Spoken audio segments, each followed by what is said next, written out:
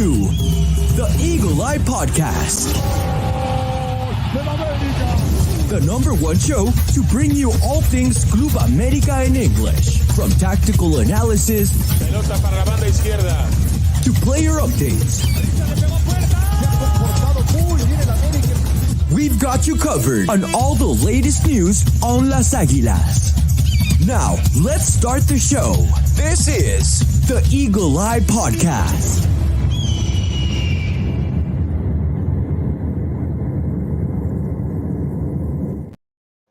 Hello, ladies and gentlemen. Welcome back to another episode of the Eagle Eye Podcast. Today, we're going to be talking about that terrible 1-1 draw at home against Atlas. And Terrible. We'll look ahead. Yeah, no, exactly. Terrible with a capital T and a capital R in between. But we're also going to be talking a little bit about Necaxa, giving you guys hopefully your hopes up in regards to this upcoming game, because it is a must win. But I'm not doing that alone. As always, and you guys already heard him in the background, joining me today, it is the main man himself. I would dare to say everyone's favorite co-host in regards to this episode, in regards to this podcast. So, ladies and gentlemen, welcome back, Mr. Dylan Jimenez. Dylan, how are you? Doing good, man. Doing good. You know, just ready to get some frustration out after a terrible draw. And like I was just mentioning to you, I fell asleep, so I was hoping to wake up to a win until I ran into y'all's rant. And I was like, oh, here we are. Yeah. Well, there's plenty of stuff to dissect and talk about in regards to that game. One of them being why it was such a late game on a Sunday evening. We'll get into those discussions as we'll talk in regards to that drama that unfolded 24 hours before that match started. But before we go any further, let's introduce someone who has not been on the podcast for such a long time, but has always been working behind the camera. It is none other than our beloved co-host himself, Mr. AJ. Brooklyn is in the house. How are we? Doing all right. Hanging in there. It's been a while since I last been on the pod. I miss talking. I usually, BS in the DMs, like talking about America. But, now I finally get to, as Dan said, vent out my anger on the men's side, because they've been letting me down. And I don't like that.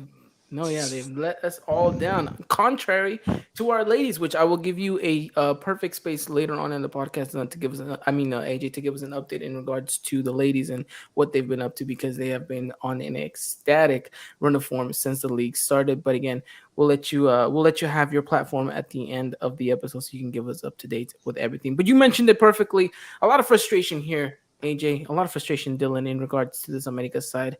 It seems like we were hoping that the nightmare that was Leagues Cup was going to be over, but it seemed to be kind of just trickling its way over to regular league play, which I think is the frustrating thing about it. But before that, let's discuss what everyone was talking about in regards to this game. 24 hours before the game was supposed to kick off, Dylan, the league made an abrupt decision to change the venue from Estadio Jalisco to the Estadio Azteca. I was okay with that. Obviously, who isn't? We're going to have home field advantage, but it would have been nice to know ahead of time, just in regards to, I'm sure the fans at, down in Mexico City, which still, by the way, came in numbers with just 24 hours to prepare for.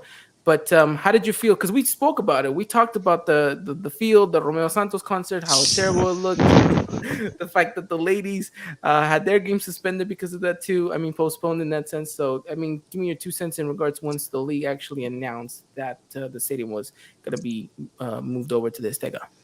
Yeah, like you said, I wasn't obviously mad about it because obviously we get that home field advantage. But also I was kind of really happy about it because, I mean, the Querétaro game's already, postponed. We're going to have already a double jornada with that. And obviously this week was a double jornada. So I just feel like, just moving it and just saying like, hey, like we'll just kind of not necessarily like just get it out of the way, but, we'll just play the game now. That way we don't have to have like another double jornada down the road.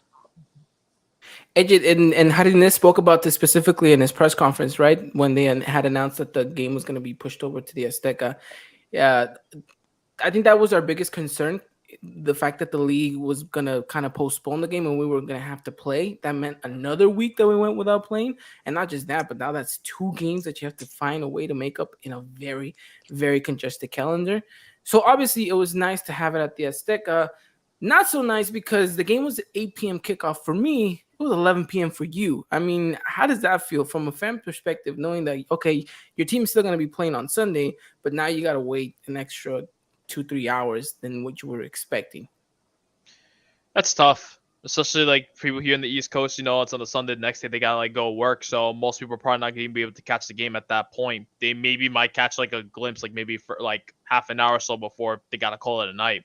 It's frustrating. It makes it even worse that for the people who did stay up to watch this game, yeah, ended up with a 1-1 draw. So, for it to be played that late on East Coast, especially, yeah, no, that's not great.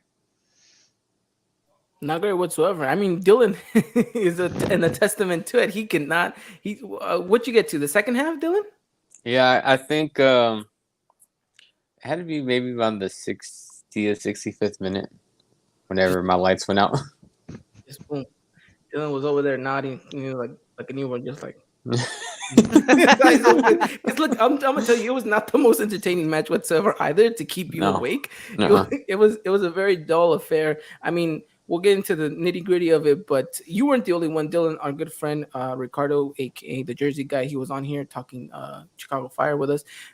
He definitely did not make. He was giving me Twitter updates as he was going because I told him make sure you stay awake because every time you don't watch them, we don't win. So I think we got up to the point where maybe we kind of drew, and then he just lights out as well too. But hey, you're in Texas. He's in Florida. Dylan, I mean AJ. I don't know how you made it. Well, then again, sometimes you're more of a nocturnal owl than anything. So I kudos to you for making it. But shout out to Christian too. He stayed up for like the entirety of the game too. Had a whole rant afterwards too. So I'm just like, wow, this guy is he's gonna be running on very little sleep going into work. But I think that was the sucky part about it. And that's the worst way to start a Monday, to be honest. Knowing that you kind of stayed up all night for that performance, and then you had to go to work the next day, and you're just like, well, that was pretty crappy, wasn't it? So that's terrible in a sense. Yeah, no. But let's talk in regards to this game. Obviously we had a couple of players that were gonna be out. We already knew that Nestor Araujo wasn't gonna be playing. Emilio Lara took his spot. Henry Martin, of course, still not ready, and of course Fidalgo serving that suspension. Dylan, we had maybe thought that with these kind of sudden changes, you put in a couple of players here and there, America should have been capable of getting the job done. My question to you is, what happened? Why couldn't they? In the brief 60-something minutes that you saw of this game, what was lacking? Because this was a game where America dominated possession-wise. The ball was always on an America player's feet. Just creativity, I think that's what we lack right now. Yeah, no, I think like you said, the creativity just really wasn't there for me. I mean, when you look at this thing from a good chunk of the perspective too. I mean, I think you had more shots in the first half than you did in the second half, and obviously, one of them able to fall in the back and get into the back of the net to equalize, and then you go the whole second half without, more than what she did in the first half. I mean, that's pretty a little concerning too. I just, the creativity just really isn't there. I don't know if this is something we'll always touch on, but I think Christian was very vocal of like, it's kind of obvious somebody is missing from the midfield, and I obviously he was hitting at Fidalgo, but I don't know if I necessarily agree with that at the moment. But because when you look at it too, I think you have the players to step up to keep that creativity going and to create the spaces, create the chances. But at the end of the day, it just didn't happen, and so that's the thing that's really lacking right now. No, I agree in that sense. AJ, anything more to add on to that? Just frustrating as a whole, really. That with the chances and the positions that this team had, they just could not get more than one goal into the back of the net, which is really pretty frustrating, especially the good looks that America had in the first half too. It just seems like by the second half, they just seemed like they were just starting to run out of ideas. They didn't know what to do at that point. I feel like that's when Atlas took advantage. They had more shots than America in that second half, despite having less possession. Thankfully, the defense pulled through for us at the end of the day, but even then, with the starting 11 like this, I know that we're missing some key players, but even with the team that Jardine has, he should be able to do more with this team, and especially when you're looking at big name players like Quiñones, with the amount of chance that he had, then he fumbled. You expect more from a guy like him, especially for someone that really that a lot of Americanistas really wanted, and this is how he's performing, which is not a good look on him. Dylan's already laughing because he knows where I'm going with this already. Dylan, I swear to you, he got blown for like offside within like the first 6 minutes. I was ready to chuck my TV out the window. I was like, "What? Are you serious?" I mean, look, I don't want to bang on him because I know this is not his position, but I'm gonna go out on a limb and say that Julian Quiñones is nothing but a fraud. I'm just Clip this. my Clip God. it. Clip Yeah, it. because I'm just saying, like, what has he produced? Three goals. Tell me, has he been a clutch player for us so far this season? Now I get it; it's not his position, and he looked amazing when Henry was on the pitch, and I'm sure whenever he does, he's gonna be an amazing player. But right now, I'm calling him a fraud. Like, give me all that money back and let's spend it somewhere else because the man's cannot do the job. And I think it's mind blowing. You played alongside Julio Furch, and you cannot pick up a thing or two about how to play in that position. That to me is the most craziest thing, to be honest. And I know people are gonna come at me and they're gonna be like, "Ivan, you're crazy." Whatever, call me crazy if you want, but I'm clipping it here right now. I'm gonna post this on TikTok too, so people know I am calling Julian Quinones out as a fraud. Okay, I want him. He's a wanted man, and by just criminal performances, can never stay on side. And whenever he has these one-on-one opportunities, I feel like he blows it, absolutely blows it. And I think that's the frustrating thing about me for it. And God, I hope I'm wrong. I hope at the end of the season we're talking about, we're into the Liguilla and he scored 12, 14 goals for us, and I'm gonna look like an idiot. But you're Jornada 4, and he got one goal. Whoop-de-doo. Not really that impressed. I think that just ends the episode today. So thanks for coming out, guys. Appreciate y'all listening. So Ivan with the take. So No, yeah. I mean, Chris is saying, he's having a Darwin Quintero type of games who also played out of position. Chris also mentioned, Jardines making things too complicated and with players rotating on the field. And I'll get to that in a second because I think the manager, just as much as the players, have faulted this. But you're right, AJ. It's frustrating to know that with the talent that we have on our disposal, and granted, we don't have all our key players, but you look at that team and you're like, this is enough to get the job done at home against Atlas. And you're wasteful. I don't even want to say wasteful because I can't remember America having like 4 or 5 clear opportunities. You're more like flat. Like there's no creativity. No.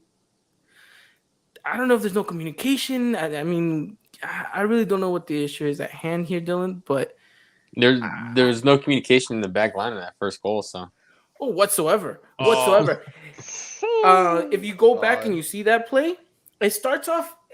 This is what frustrates me. It starts off literally a throw-in.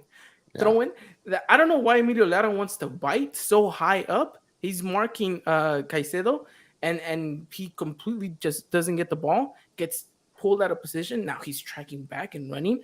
So I don't know if Chava Reyes thinks, okay, that's your man, so you got to get him, and just totally decides I'm not going to stick to this pace, or if just Lara was like, no communication, like, hey, you track him. I got this. I got the guy in front of me, whatever the case may be. But it just, I was hoping, I was praying that there was going to be an offside, but no, it didn't get called off. Yeah. So I think going back to and I don't know if anybody will agree with me with this, but it's like we said in the last episode, Ivan, that like what Kevin has done in the attack, wonderful, tremendous. But like, I think when you go back and look at that, I think you want to see Kevin apply a little bit more pressure too, because was it Lozano that was just like free willy nilly just right there, and then just easy cross. It's just like come on, like don't get like press the ball to where like you're gonna get freaking like dribbled by, but like come on, like do a little bit more there too, and you need to see more from close Kevin. His space down. Don't give him the option to drift wide, because you see that he's a very creative player on the ball, that he can pick a pass. So that's the frustrating thing about it. America had numbers in the box. I mean, you're talking an attack that was like 2 to 4. 5v2. It was 5v2. Yeah. Thank you, AJ. And we still got scored on. Like, that is the state of the that we are with our defense, where we know that we can have 10 defenders and the opposition can have 3 attackers, and we're still somehow conceding. That's the frustrating thing. And AJ, this isn't a surprise to any Americanista. Our defense has not been great for, God, I want to say the past 4 or 5 years. It's been a while, man. Oh, you want to add something? we, we say that, but in those 4 or 5 years, there was that one defense that we criticized every episode, but was like the best defense in the league. So, But it was for a reason. Like people were like, I remember we would go, people would come onto the podcast, or we would go to other people's podcasts, and they'd be like, "Oh my god, you guys have the best defense. Like no one's scoring on you guys. Like, praising us left and right for having the best." And I was like, you are not watching our games. Like we are. The only reason we have what we have is because Ochoa's making some saves, and I don't know how we haven't conceded a couple of those goals. So, I mean, I think luck was on our side in that sense, but this defense is just. I think someone tweeted out, some Americanista Twitter account tweeted out. I think he says like, trying to remember the name, but his at is like I hate Layun or something like that. But basically, he had posted like the top goal scorers in defense, right? Obviously, it's Bruno Valdez, then El Capitan Tano, and then Emma Aguilar was fourth, okay. oh. And I kind of quote retweeted and I said, you know what? If Bruno Valdez and Emma Aguilera are in the top 5 of this list, it just goes to show that we are in shambles. Like we need something better, and we haven't had something better the past couple of years. No, yeah, and I don't know. I mean, don't get me wrong. I love Kevin. You know what he can be, and especially what he's done in the tag, like you mentioned. But it's one of those things where I think if I had to pick Kevin or a solid center back, I think I'd probably go with the center back, to be honest. No, 100%. I think. Don't get me wrong. I think we talked about it last episode, AJ. Me and Dylan said that there's reminiscences of Pablo Aguilar whenever he came, right, and he ended up being a great player going forward, and then obviously ended up being just as good of a defender. I mean, you saw him play center back a couple of times there, which we scratched our head a couple of times as to why Miguel did that, but. I think it's safe to say that Kevin Alvarez will slowly but surely get there to that point where he's just as good of a defender as he is going forward. Oh, of course, 100%. He's been producing a lot, as Dylan mentioned before, on the attack. Really great. Like, just because he just needs some adjustment to just be on the defense, just how he is, and I feel like he'll slowly pick it up and be just as good on the attack and on the defense at the very end. Agreed. Now let's talk a little bit about the tactics here. We spoke about the biggest issue being Julian Quinones and his inability to play as striker, and we talked about the incapacity of our defenders.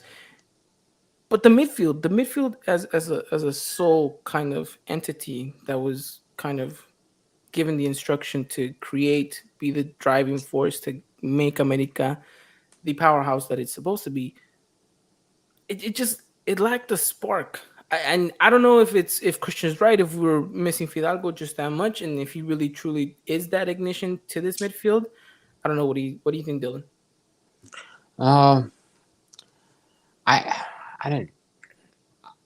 I could see why Fidalgo is missing. It's a big miss. But that's also one of the things too, where you want Diego Valdez to step up in that role too, to be able to create. I mean, that's why he has the 10. I mean, it shouldn't just necessarily be on one player. But if that's the case, well, that's the case to me. But I guess we're missing Fidalgo. But I mean, like I said, Diego Valdez has the 10 for a reason, and that's where you needed him to step up the most, and then he obviously did it.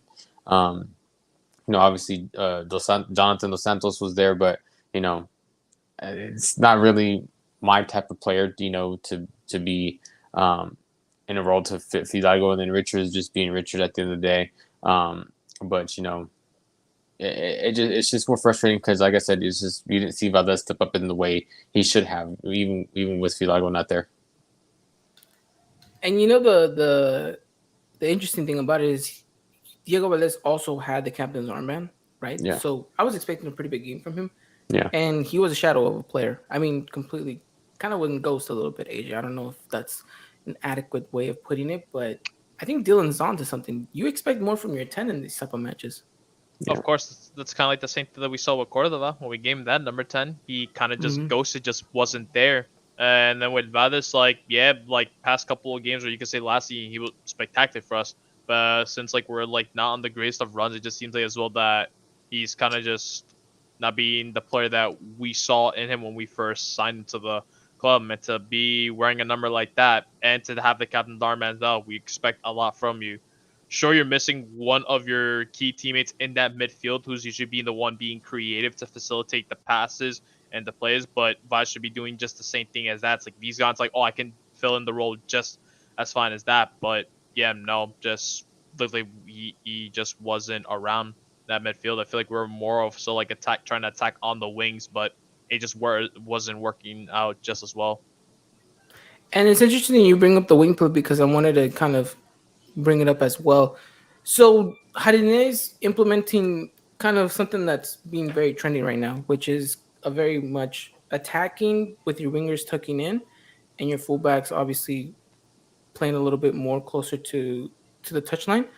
So you see the likes of Leo Suarez whenever he has the ball tucked in a little bit more, or he receives the ball a little bit more tucked in rather than being so close to the wing. And you saw a little bit of that in Brian Lozano, although I think Brian naturally drifts wide just because that's kind of the player that he is. But you see that. So there's a lot of changing roles, and you see Diego Valdez with that freedom kind of drift a little bit more to the left, a little bit more to the right. So you see that.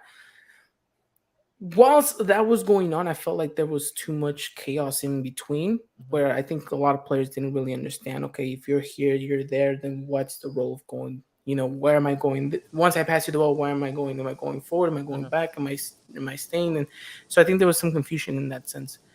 So Chris is onto something in the sense that maybe Jarene's tactics are a little bit too complex for these players to understand. Again, I don't really think that's kind of on them as much as it is the manager to explain it and to have the players grasp it, because I think these guys are professionals that they know exactly what it is that they need to do, right? So I thought that was very interesting to see and notate. And I think maybe that's why we struggle a little bit, because if you see this America side and you compare it to Thanos Ortiz, it's night and day. It's not really the same kind of fluidity going forward. It kind of reminisces a little bit of what we did with Solari, Dylan. Oh God. But you can see where the comparison are at. I think someone I posted the full time graphic and someone commented under there saying I felt like I was just watching Solari's America again. And he's not wrong in a sense. No. Like both very possessive teams, Mm-hmm. although I think Carine has a little bit more of intention to be more aggressive going forward and more direct than maybe Solari was. But at this point right now, they're neck and neck, and that is not a good thing for him. That's not a good sign. That is not anything to kind of be celebrating, because, as you can tell, this is an America side that is just flat, and that's the best way to describe him. Yeah. 100%. No, definitely. Yeah. Yeah. So, and go. yeah. Yeah. And so it's just, and it just sucks because, and I try not to drink the Kool-Aid too much, because going into the season, with his press conferences, he knew what he was getting into. He knew the institution he was coming to. And, he flat out admitted, he's like, coming here to win titles, because that's the way this institution is at the end of the day. And I feel like, even for America Twitter, just hearing the way he would talk to teams, especially before, I think it was the second friendly before the season started, whenever he flew out to talk to them and stuff, and then it's the way he would talk. I mean, yeah, it was great and stuff, but I even said it too. I was like, it's all talk, but show it on the pitch too. And I haven't yet to really seen it on the pitch through what, 8 games, maybe 7 games, somewhere around there. Yeah, we had 4 in Leagues Cup. Now we have 3 here, so 7-8 games. So Yeah, it's not been a good sign for him whatsoever. no, But I mean, I'm personally giving him until Necaxa won, and if we don't get the job done there, then I'm throwing him on the hot seat.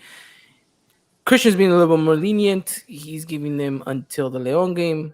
AJ, at what point do we need to start focusing in on Jardine and really starting to criticize him just as much as the players? The 2 classical games you got right around that's coming right up. It's the Cruz Azul game, the Chivas game.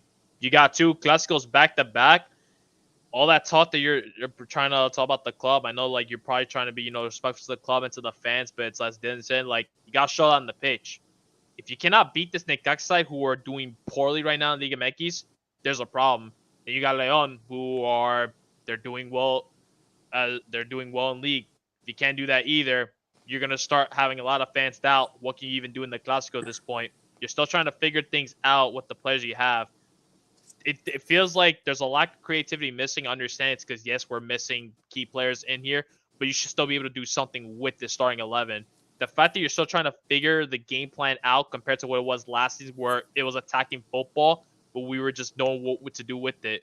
But the guys you have on this team, you should be scoring goals with no problem on the attack. But it just seems like we're just struggling to do so and running out of ideas.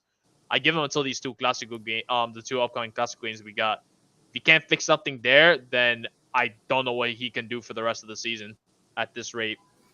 AJ's being a lot more gracious with his time than mine. Yeah. I'm giving him 24 hours.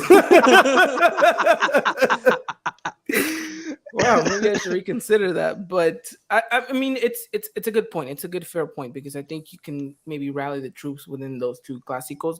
But I mean, job's still got to get done within now and then. No, Dylan? Yeah, no, definitely. I think was it the Columbus game where we just like decided to lay a goose egg and lost that one 4-0 the second League Cup game. Yep. I think I was pretty much already on the putting him on the train then. Whenever I was like, nah, this dude's got to go. We're gonna lose like this. So. Yeah, I mean, it was an experiment that I guess I came out and defended him a little bit. I said I understood why he experimented the way he did. Never should have lost the way he did, though. That's unacceptable. But we were already in. Boy, why risk a couple players? I mean, Henry still ended up getting hurt like the following game at warm up. So what was the point of that? But you're right. Look, as fans, we are very much spoiled, right? And in the day and age we live in, obviously everything we want is like give it to me now, right away. And it's the same thing when it comes to Jardines, the same thing that comes with soccer and everything. And we want this team to just from the get go, boom, right? And we were spoiled a little bit that within this past tenure, we got some really good football. We got far. We just can never get over that hurdle, which was the semifinal, right? So we just thought Jardine comes in, somehow magically we're gonna get over that hurdle. Reality is he would kind of have to go back to the drawing board, start from scratch, learn new things, and these players have to adapt to a different playing style. That takes time. And in a reasonable world, we would say let's give him the first season to see where he kind of fits, right? But this is America. You don't get that type of leniency here. It's you either go big or you go home. And he's this close to going home. So I think there's some things, and obviously I don't think anyone really has been mentioning it, and I think we're the first ones to kind of bring it to light like that. I don't think anyone's really been on Jardine like that, AJ, and really put him in the hot seat as far as the big media from Mexico. But I think maybe we're looking a little bit ahead of it and trying to get ahead of it because let's face it, if the results don't come, we know who they're going to go after. We are big media in Mexico. They just don't want to accept it. So yeah, they just don't. No, so they just don't want to accept the reality. Anyways, go ahead, AJ. Go ahead. Sorry. Oh yeah, no, just I get like whenever anyone, whether it be player or manager, you go to a big club, they're expecting a lot of you. You kind of want to get the results done immediately. We want to see why this institution brought you here in the first place. I get like he's still trying to gain himself a community here at America, still trying to figure out things out. But it's like if we sign you for that reason, it's for you to do something with this team. That's to bring us a title. We've been on a title draw for some time. We want these results immediately. I know it's a lot maybe coming from a guy, who just coming from a team that almost beat us in the year. So we're already kind of like, okay, let's just get this guy. I want Jardine to really prove the people wrong here, but like the fact that you're coming into this big club and you're not really being able to do much in these like past couple games. We already got a Leagues Cup upset. We haven't been looking so great in league right now. You kind of need to like do something right now before a lot of the makers are going to start just piling onto you on the hate and just don't want you at the club anymore. We signed him for a contract. He knows if he doesn't end up doing anything with the club, he knows he's going to be out of here. So it's at this point now where I feel you gotta start picking the pace up, man. We're getting towards the halfway mark of the season. You gotta figure things out like immediately. And we said that it was crucial that America did not drop points still in within the first 4 or 5 jornadas. You've now dropped a total of 5 points right now. Not counting the Querétaro game because God, I don't even know if we walk away with a victory at this point Yeah. at the Corregidora. So you're not in a great standard. 1 win, 1 draw, 1 loss. Like not good. I know, I get it. 4 games in, technically we've only played three. We're maybe blowing things out of proportion. But Mhm. this is America. This is how it is. If we're not gonna do it, full picante will. Like it's always gonna be blown out to a disproportional range because it's the stature of the club that we are. So I do feel for the guy because I do think that he's a very good manager, but I think Christian is onto something. But maybe we got him at a time where he wasn't ready. Maybe he needed another season with San Luis. Maybe he needed a couple more, games under his belt in this league to, you know, do things better. But I don't know. Maybe 2, 3 weeks from now, he's been blowing teams out of the water, and now we're just over here praising him. And a lot can happen, a lot can change. And of Yeah. course, trust me, fingers crossed. Mhm. That's what I want. But at this moment in time, we have to be realistic with ourselves and look at him and start questioning. Like, okay, some of the substitutions he's been making are very, very questionable. AJ, Mm. you're talking about taking out Kevin Alvarez and you bringing in Miguel Ayun, like the player that we Oh, are that makes perfect praising for. sense.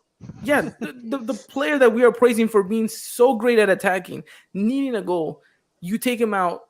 And the guy who literally got an assist because I'm gonna give it to him because he put the ball in for Quinones to kind of tap it, and you take him out. Like, how does that make sense? I'm seeing these like last subs that we did make. It's like we're making defensive subs. I'm like, why? We need a push for a goal. Like I know we might maybe risk a potentially getting caught on the counter, maybe none of the players mark or none of the defense marking their players, but like we need that goal. We need a response right now. I mean, like yeah, he can maybe try to dish you across as long as that ball doesn't like go over the damn stadium. But it's like out of all like the subs you can make, it's like you're making that kind of sub. It's like that's not making sense, and especially in the way that Jardine is like setting his players up, where he wants his wingers to get by the touchline. Kevin Alvarez can do that job for you and get on the attack. You can be up in numbers, but for him to do it, that if he's like as if he was playing scared, he's like, okay, I don't want to risk conceding goal. I'm just gonna play defensive now. At a home game, you shouldn't be doing that. You gotta push for that win. You don't want to go. You don't want to end up only getting a point away at home, especially when you got the next couple of games in Liga at home. So like to do that, it's like you're playing scared.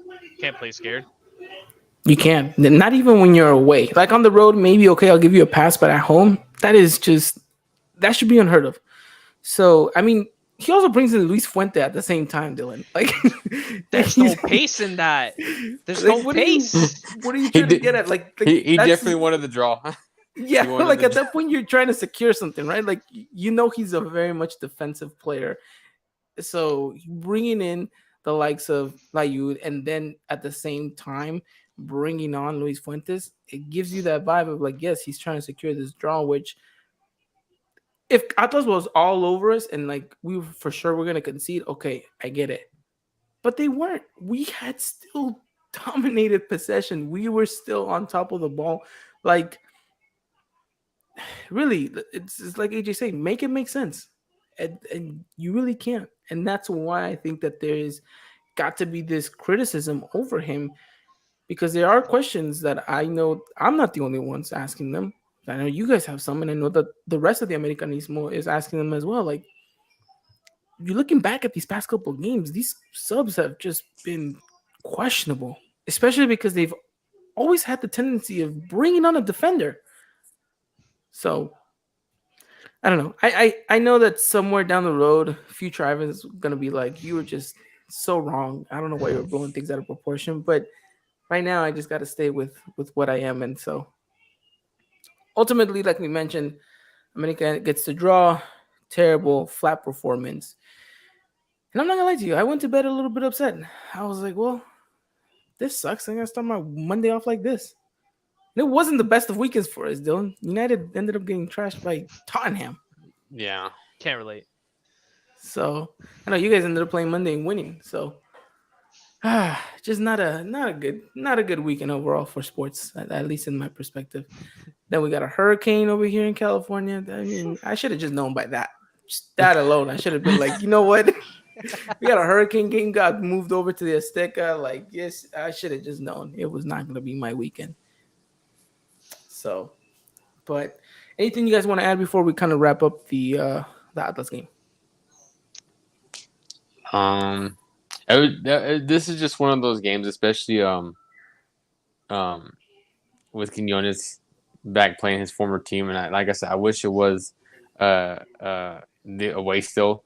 I feel like this was one of those games where Quinones should have just like bagged like one or two, even if they were assists, because it just seemed like that would have been right. But according to Ivan, he's a fraud. So he's still a fraud in my books. Until that man can bag himself a hat trick in a game, is where I'm gonna stop lifting that he's a fraud. All right. So Julian Quinones, if you're listening to this right now, I'm on to you. I know what you're doing. I know what you're getting at. I'm not gonna have it. I'm not gonna sit here and idly stand by. I'll call you out. I'm gonna have a rant for Julian Quinones for every game he doesn't score. Just that plain and simple. if you see a Julian Quinones hate accounts, Ivan's burner. Yes, probably. But all right, gentlemen, let's move on because it's a quick turnaround for America. Like you play Sunday and then boom, Wednesday night you have to come back and do it again. AJ, you mentioned it. It's the second game in a long stretch of America home games, right? "Quote unquote" home games, because one of them is going to be an away game, technically, because Cruz Azul and Estadio Azteca, we know how that goes. I hate that so much. So do I. AJ, who did the ladies play against Cruz Azul on the road or at home with Cruz Azul Feminine? It was a home game. They were playing at the Azteca, but the way we were home. We were the home team. We're the home team? Okay, because I can't remember, but I saw I don't know if it was Cruz Azul Feminine or Cruz Azul themselves, like they posted up like a tweet saying this is also our home, like to promote selling tickets. No, even though they've always been playing at the Hidalgo Stadium. Yeah. So I was like, wait, what? I was like, no. I was like, get this down. I reported it to Twitter right away. I was like, Elon Musk, do something about this. So, again, a long run stretch of games. I think, how much was it going to be? I think 7 total that we were going to have at home. Yeah, 7. Right? So this is the second game in 7. God, I don't even want to know how terrible the next season is going to be with all those away games, but let's just focus on the present. Necaxa, gentlemen, how are we feeling about this one? Easy dub, or again another game that we find somehow to easily complicate it? We're complicating this thing somehow. Considering how we complicate the Atlas game, it's gonna be the same thing. And when teams that are like not doing so hot in the league play against America, they just give it their all as if like it was a Liguilla game. So I get that there's a sense of urgency from lower teams to come in and play against us and have that, little bit of, oh, hey, we beat America at home type of thing. But I've seen them. You saw you just catch the highlights against Tigres. They did not look like they looked like they were getting blown out of the water in that sense. So I don't know. I want this game to be different. Obviously, the only incorporation we're getting back is Fidalgo. Cáceres is still out. Everyone else that we just mentioned is still out. So Fidalgo is the only one that really comes into play in this one. And Dylan, now my question is the same question that Chris asked earlier a little bit. What is this midfield going to look like? Because you anticipate Diego Valdez to start, and I really honestly don't see how you take Jonathan Dos Santos from this starting 11, because he's been doing such a solid job in that center defensive mid role. He's been a very good plug in between the midfield and the defense. And if you look at his stats, phenomenal. His passing percentage, outstanding. Tackling percentage, really great. So I don't think you move him. So the real question is, Richard or Fidalgo? Oh man, I think if you're gonna lean on Jonathan to in terms of how his passing has been, I think you go and the way he's been playing in that CDM spot, like you said, I think you go Fidalgo and take Richard out. You bench Richard. I think you lean that way. And that's a big switch to make because usually we see a midfield of Richard and Fidalgo, and it's worked before. Under this new playing style, I don't think it does because not one of them is going to commit more to that center defensive mid role than the other. Fidalgo might try back a little bit more than Richard, but still, I expect him to get caught off a couple of times. So, AJ, Jonathan Santos is a must. So, do Mhm. you stick with Fidalgo as well, or do you roll with Richard? Feel like it's just the urgency that's like one of your key players in the squad. I do feel like you would put him over Richard at that point. I feel that's what the fans want, but I also feel where Jardine if he needs that urgency in that midfield for that creativeness that we've been missing, and we're kind of all every fan you can ask, or like we're looking at Fidel for the creativity. You're gonna have to put him to at least do something in that midfield to help our front three do something with that ball to Hmm. put the ball in the back of the net. And I think you're right in the sense that I do think Fidalgo has kind of a little bit more of that fine, refined look in onto the pitch and can pick out a pass better than Richard does. Not to say Richard can't, but I think what he offers you a little bit more is creativity than Richard. I think Richard offers you something that we've been begging Fidalgo to do, which is long range shots. But at this point, I think you stick it by and you give Fidalgo the go ahead because you need to find some rhythm. And look, this Necaxa game could be the turning point for Jardín in the season, right?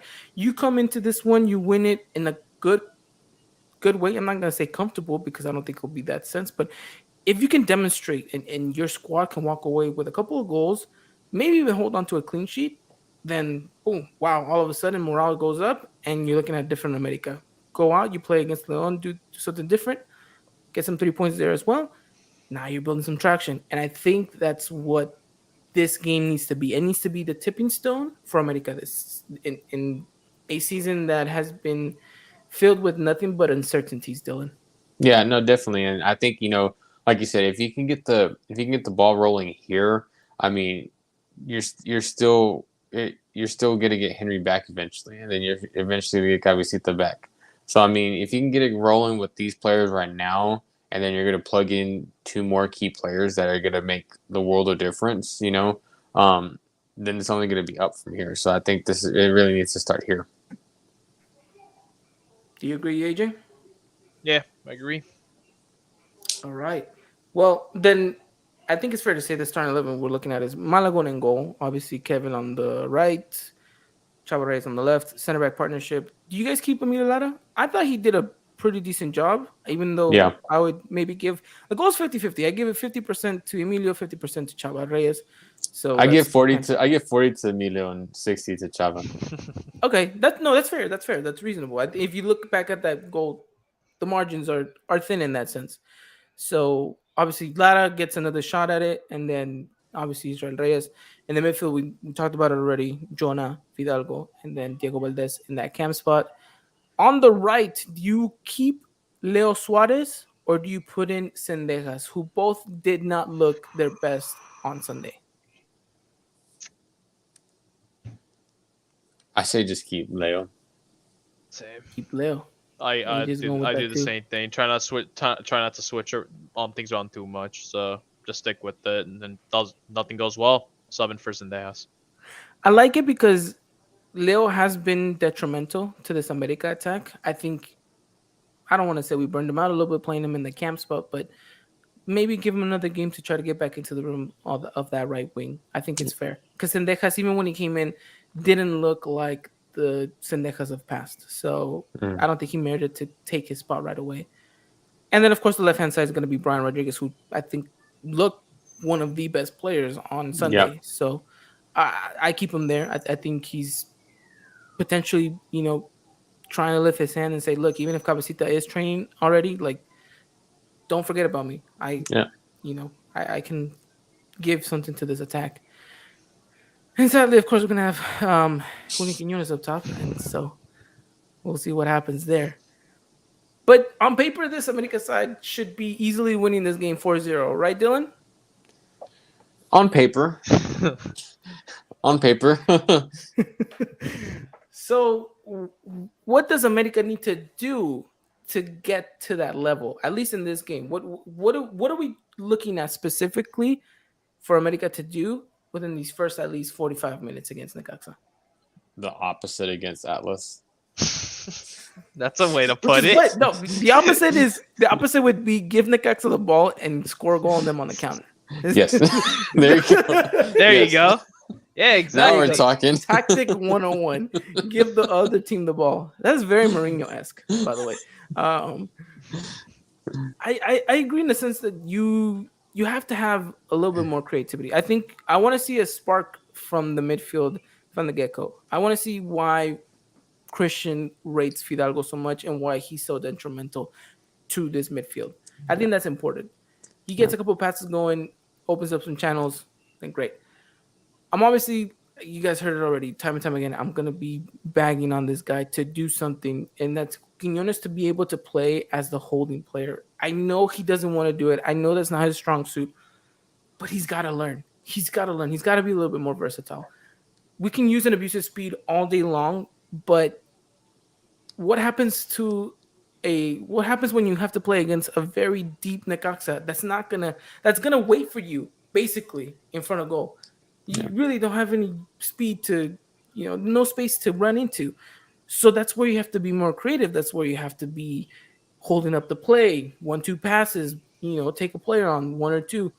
So AJ, what do you want to see from this attacking trio within the first 45 minutes? Look, just first of all, is be creative. Figure out the kind of passes that you can make. You can try to make the cross. You want to cut inside. You want to take the player on and get yourself into the box to take a shot. But I think what's most just important as well is just to please just try to put the ball in the back of the net. Especially with these looks at the team's game, you will only get so many looks at goal in a game before those opportunities are just gone, and you just cannot get a good look at it again.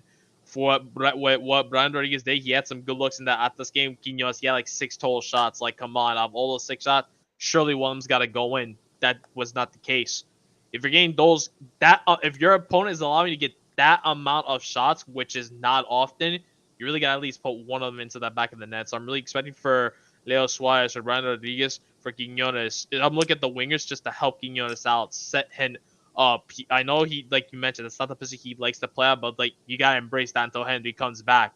You can't just be scared and just do not want to fulfill that position that you're playing for. You have to play that role for the full 90 minutes. So it's really for these winners, just helping us as much as they can, feed him all the balls that he needs in order for him to get themselves a good looks at goal. And most importantly, just stay on side, please, because I feel like the amount of goals that he could have scored, it all been nullified because he's been offside, which is ridiculous. Everyone wants to blame the ref, but then when I'm looking back at his replays, I'm like, I hate to be that person. Yeah, he is offside by like a tad bit, but just please stay on side.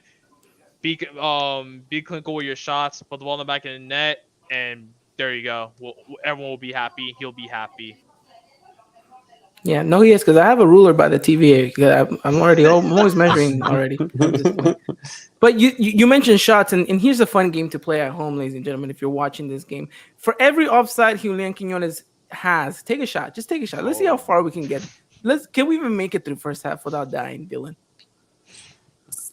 I guess I'll be texting y'all and let y'all know. I'm gonna be. Oh my god! With his rate, I won't make it to second half whatsoever. But you're right, though. I think we need to see more of a cohesiveness from this America side, and I think the key word, at least for this episode, is creativity. Right? We lacked it against Atlas. Can we find it again against Necaxa? That's the key thing. And so obviously, all eyes will be on Jardine to pick out a good side, and also to demonstrate that he's capable of fulfilling this job, right? That he was the ideal candidate. So go out there, performing, like I said, could be the perfect tipping stone for America. So that way we forget everything that happened prior to the Necaxa game and only focus going forward on what is done after that game. So also shout out to Chris, who will be at the game. He's going to be at the Estadio Azteca for this one. Chris might also be at the game for the Leon. He has not confirmed it, but he did mention that he possibly will be there. So if for whatever reason, I don't know why or how you guys would find him on a Wednesday evening at the Estadio Azteca with one of our listeners, but if you do, shout out to him and take a picture with him, because none of us know what he looks like, by the way. Just putting that out there, okay?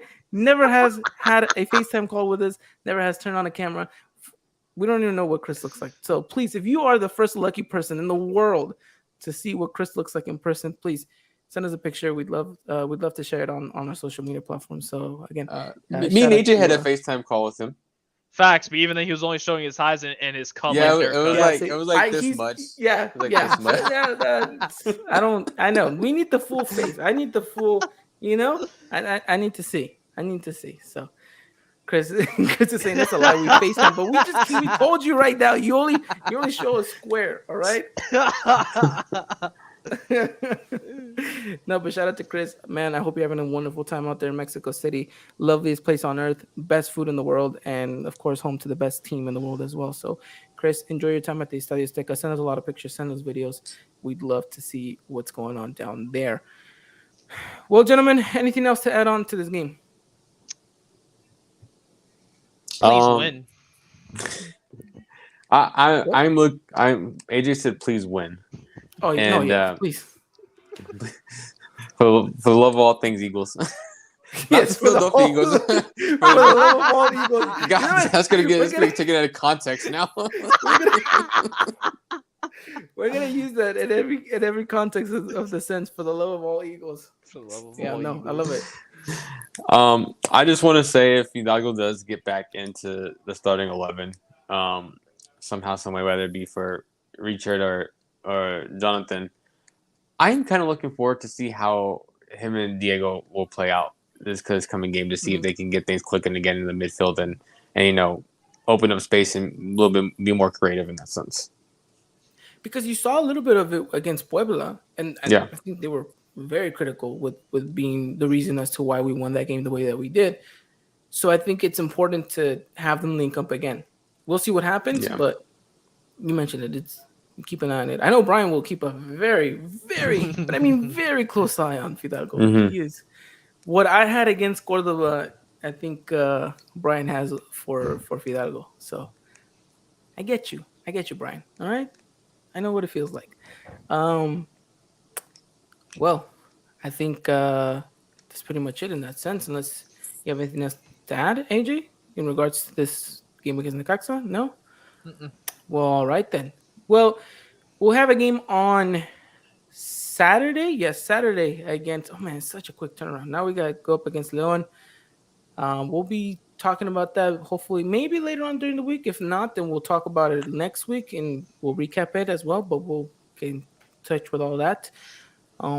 In the meantime, though, AJ, I want to give you the space and time to talk to us a little bit about what's been going on with the Lady Águilas. The ladies have been on an amazing run of form since the league has started. Even with all this League Cup action going on left and right, these ladies have been performing and doing what the men have not been able to do, scoring goals and looking good. Talk to me about the ladies and their current season. They just been on top of the world, especially since last season. They won the title, something else that men couldn't do in quite some time. Really happy with this team, with what Helvi and Kappa has done. Being able to take the team to the final in his first season. They lost. He did the adjustments, did his homework, fixed the team around a bit, make some adjustments with the players, ended up becoming champions again for the second time in the team's history. Really good on America Femenina and the players. Just been impressed with every single player as a whole. Every player that on this team has a contribution in some way, whether they just play a couple of minutes, not the presence on the pitch is vital for the team's success and for them to get the win.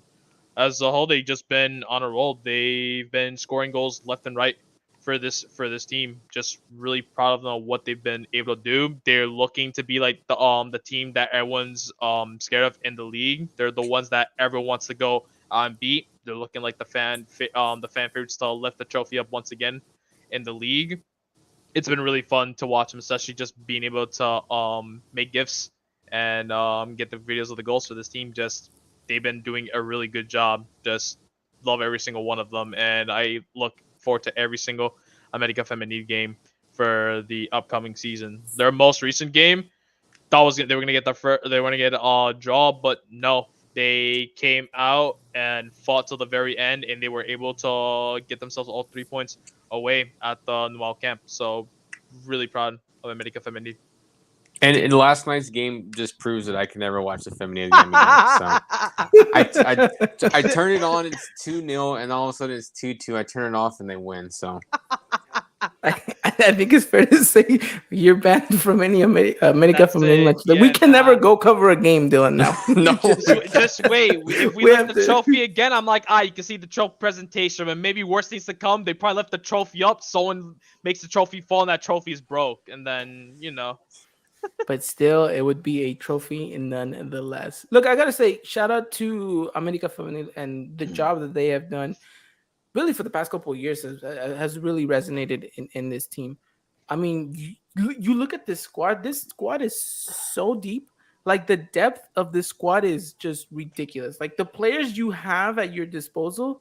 Yesterday we had Allison, and we also had Ali Gol and Sarah Lubert on the bench, just chilling, because we had other players right there. Just like, you know what, just take a break. No need to worry. We got it. Like, it is ridiculous how stacked this team is. I have not seen a team this stacked since the Lakers beat the Celtics back in, I think, what was it, 2008? I mean, just ridiculous. Awesome, really awesome of a team, and really great coverage by AJ, guys. If he hasn't hmm done already, check out our Twitter. I mean, the man lives and breathes by America Feminine, and if it wasn't for him, we wouldn't be capable of doing what we do on Twitter. And AJ, Mm. just want to take the second to say thank you so much for what you are doing, my man. You are just the soul and the heart of this podcast, in a sense, for all things America Feminine and for the men's as well. So thank you, and really a show of testament as to your great job. We get the players all the time liking or retweeting hmm your work, so it's just, like, again, a true testament in that sense. Really appreciate it. And yes, Chris, they'll be playing Barcelona and Real Madrid, but next week, if I'm correct. So those will be some pretty fun games for Omega Femini to be playing against the Champions League winners and then Barcelona and facing out to one of the up and coming teams from Spain and Real Madrid. So should be really fun. They got Barcelona's got players from the World Cup who were champions. Spain going to be playing against us, and for Real Madrid as well. So it ought to be a really fun game for America Femini to see what they can do against two really great teams. Yeah, no, and I'm glad that you guys touched upon it. I was going to mention it too as well. I mean, what was it, last season? Was it when we played against Lyon and Milan, Yeah, right? we played against teams like Tottenham or Rain. We Bayer Leverkusen. So it's just also really nice just to see America Femini reaching out to these other teams now from Europe and to being able to be a host friendlies and just getting the attention for Liga MX 17 and for the teams from these other leagues. So it's really great as a whole for growing the leagues and for getting recognition and women's soccer as well. So good job for Claudio Carrion, especially, who's been doing a really great job as a sporting director for this team and being able to make all these things possible. The transfers, being able to set up friendlies, just everything in that aspect. You can see the great job that she's done. And you see why people have said that she could, if she could please take care of the men's as well. Because Please do. I beg. Please do. Just I do mean, it. Just get Banos out. she, yeah, It's no, over. please.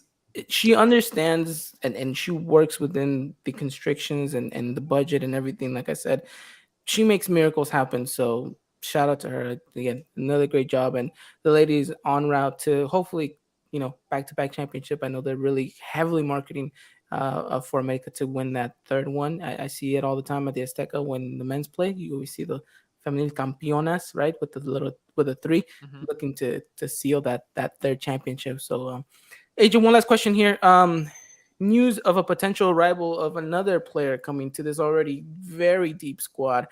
Rumor has it that it's going to be quite the talented player. What have you heard on your end?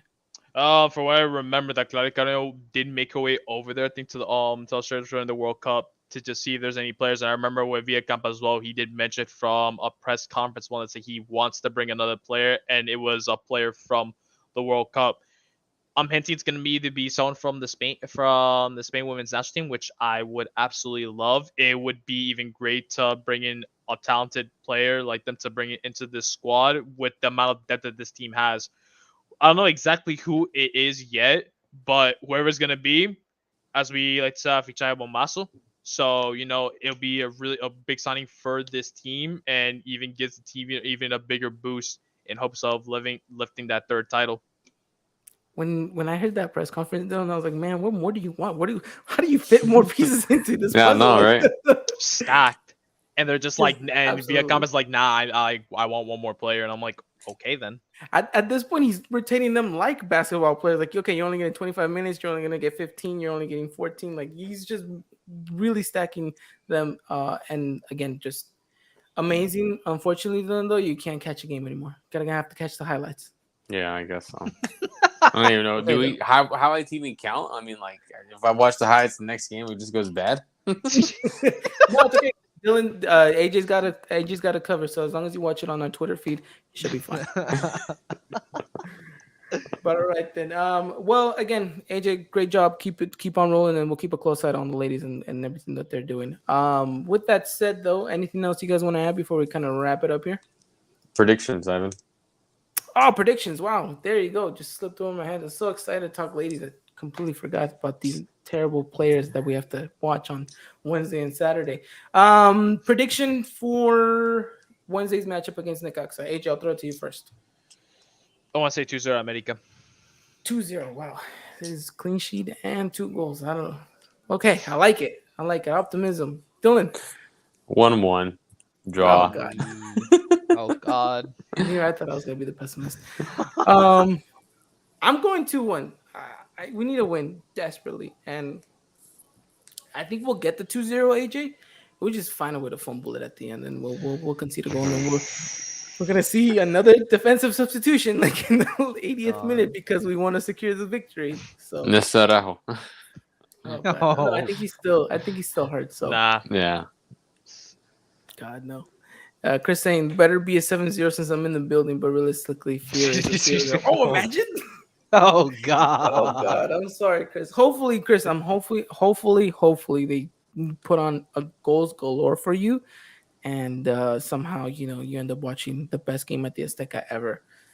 But hey, fingers crossed. We'll see what happens. But hey, keep it on the UI podcast, whether it's Instagram, Twitter, TikTok, wherever it is that you may want to see us or listen to us.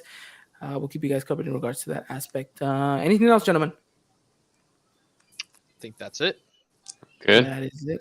Awesome. Well, with that said, I guess I just want to thank you guys for making the time out. Dylan, thank you so much. AJ as well. Hopefully you guys enjoy the rest of your evening. And tomorrow, hopefully America gives us something to be happy about.